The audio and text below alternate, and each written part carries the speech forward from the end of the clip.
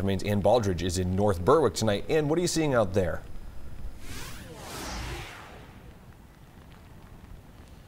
Hey Chris, yeah, the road here and drive here to North Berwick was pretty smooth, but as you can see behind me, and the rains and wind is really picking up, almost coming in sideways. And if you do lose power, Maine State Police say not to call 911, but to rather call your local power provider. And also, with it coming in, people have, closed all of local offices tomorrow, so just stay safe, stay inside, and we'll send it back to you guys. All right, Ann Baldridge is live for us as the conditions are changing tonight. Ann, thank you. With everyone going to see snow or rain or perhaps both, state police and other agencies are giving a fair warning now of the dangers of not clearing off your car. News Center Maine's Caroline LaCour is in Portland to explain why. Hi, Caroline. Hey, Brian and Chris. Though for some might not think it might be a big deal, so one man from Bangor is showing just how much damage not clearing off your car can bring. To remind folks to brush off before you grab those keys. I was driving on the highway. It was in my work vehicle. I was driving down to an appointment.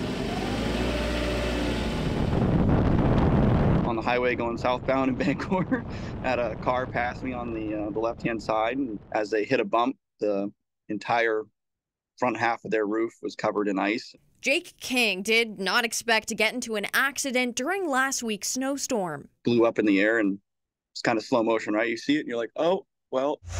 But this time around, he's reminding others of the importance of cleaning snow and ice off your car, especially after this aftermath. I thought it was going to be, kind of like a snowball hits your windshield, kind of poof, right?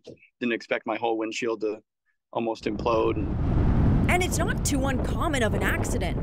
Oh, get that. We get calls all the time of ice blowing off vehicles onto other cars, breaking windshields, causing crashes because windshields are broken and they can't see the road anymore. In fact, this year, Maine State Police are starting to enforce a recently enacted law in Maine that requires drivers to clear any unsecured snow or ice off of their cars after a snowstorm.